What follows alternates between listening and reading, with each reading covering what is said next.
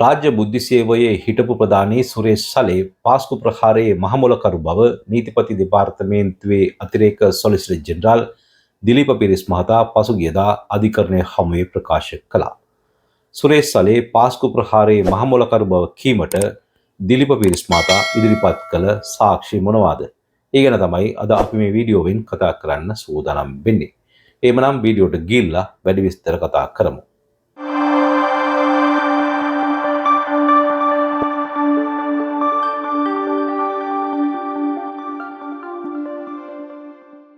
පාස්කු ප්‍රහාරය සම්බන්ධ නඩුකරය පසුගියදා කොළඹ කොටුව මහේස්ත්‍රාත් පසන් අමරසේන මහතා ඉදිරියේ කැඳවනු ලැබුවා.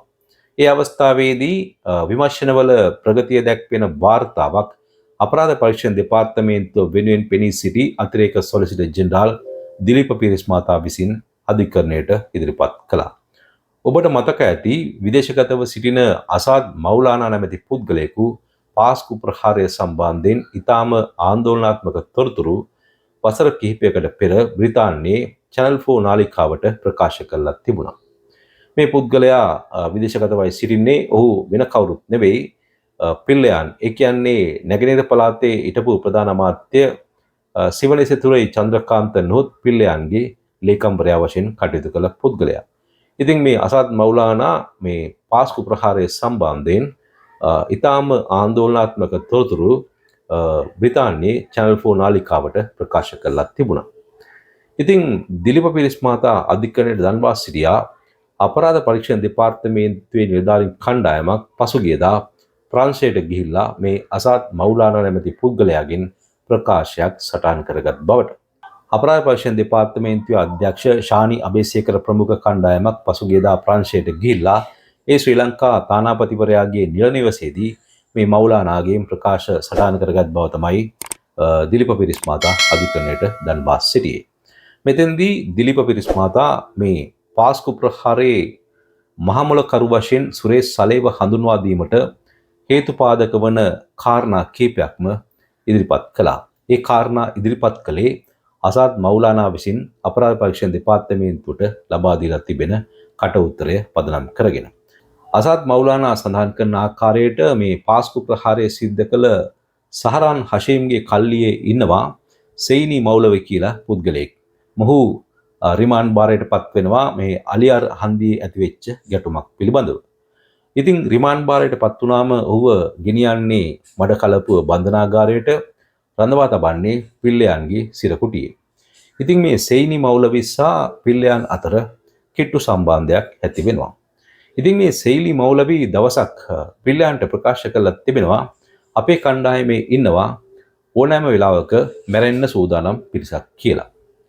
පස්සේ මේ මැරෙන්න සූදානම් පිරිස ගැන තොරතුර සුරේෂ් සලේ අතට පත්වන බව තමයි දිලීප පිරිස් මහතා අධිකරණයට පෙන්වා දුන්නේ. පස්සේ සුරේෂ් සලේ මේ මැරෙන්න සූදානම් පිරිසගෙන් මොකක් හරි වැඩක් ගන්න ඕන කියලා කල්පනා කරනවා. ඉන්පසුව සුරේෂ් සලේ සෙයිනි මෞලවි සහ පිල්ලයන් අතර කිට්ටු සම්බන්ධයක් ඇති වෙනවා. ඒ ප්‍රතිඵලයක් වශයෙන් තමයි මේ පාස්කු ප්‍රහාරය එල්ල වුණේ කියලත් දිලීප පිරිස් මහතා අධිකරණයට දන්වා සිටියා.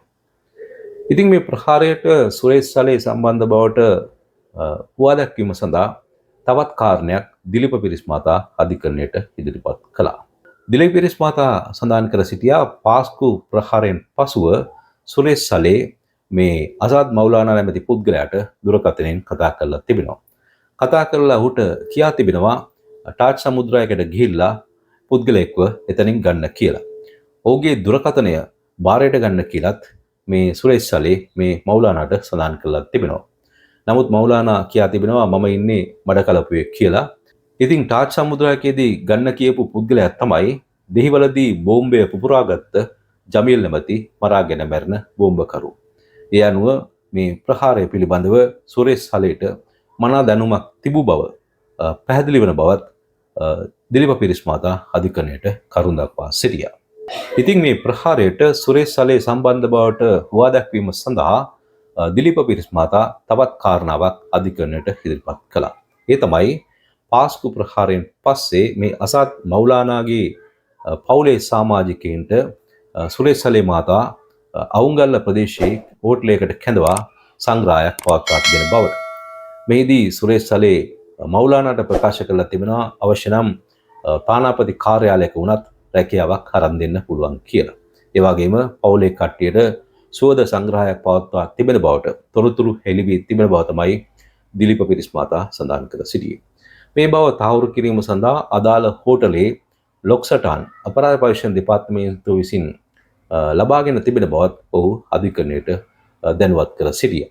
ඊට අමතරව සැකකාර සුරේෂ් සලේ පුත්තලමේදී මේ ප්‍රහාරය එල්ල කළ සහරාන් හෂීම් ඇතුළු මරාගෙන මැරෙන සමාජිකයින් සමග සාකච්ඡාවක් පවත්වා තිබෙන බවටත් මේ ප්‍රකාශයෙන් තොරතුරු එළිදරව් වී තිබෙන බව දිලීප පිරිස් මහතා අධිකරණයට දන්වා සිටියා. අතිරේක සොලිසිටර් ජෙනරාල්වරයා කියා සිටියේ මුලින්ම මේ ප්‍රහාරය උතුරේ සන්නද්ධ කණ්ඩායමක් ඉලක්ක කරගෙන එල්ල කිරීමටයි මොවුන් සැලසුම් කළා තිබුණේ. ඒ වගේම දකුණේ කිසියම් ජනසංහාරයක් සිදු කිරීමට ඔවුන්ගේ සැලසුමක් තිබුණා.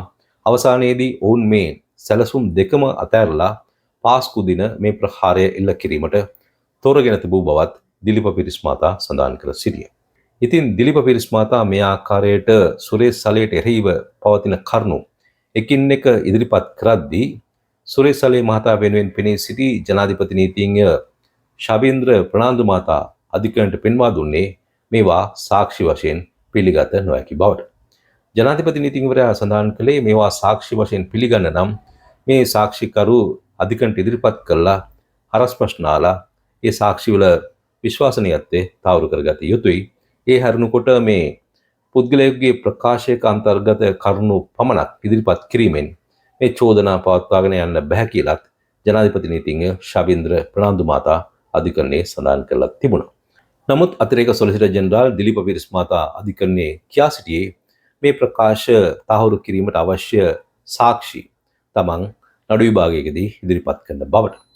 ඉතින් මේ සියලු තොරතුරු විශ්ලේෂණය කළ බැලුවම නීතිවේදීන් පෙන්වා දෙන කාරණයක් තමයි අසාද් මෞලානා මොන ආකාරයේ ප්‍රකාශ කළත් ඒවා නඩු විභාගයකදී ඔප්පු කිරීමට නම් ස්වාධීන සාක්ෂි අවශ්‍ය බවට. අපි දන්නවා මේ විමර්ශන සිද්ධ කරන්නේ ශානි අබේසේකර ප්‍රමුඛ අපරාධ පරීක්ෂණ දෙපාර්තමේන්තුවේ නිලධාරීන් කණ්ඩායමක්. ඔවුන් සූක්ෂම ආකාරයට මේ විමර්ශනය මෙහෙවන බවත් අපට අධිකරණයට ඉදිරිපත් වෙන තොරතුරු පරීක්ෂා කිරීමේදී පෙනී යනවා. ඒ නිසා ශානි අබේසේකර ප්‍රමුඛ කණ්ඩායමට මේ අසාද් මෞලානාගේ ප්‍රකාශ තහවුරු කිරීමට හේතු වන ස්වාධීන සාක්ෂි සොයා ගැනීමට හැකිවන ඇති බව තමයි අප විශ්වාස කරන්නේ. ඉතින් මේ ආකාරයේ අධිකරණ කටයුතු පිළිබඳ තොරතුරු ඔබට දැනගැනීමට අවශ්‍ය නම් ඔබත් අපගේ channel එක subscribe කරන්න. ඒ වගේම අපගේ වීඩියෝ වලට like කිරීමටත් share කිරීමටත් අමතක කරන්න එපා. එහෙමනම් තවත් වීඩියෝකින් හම්බෙමු.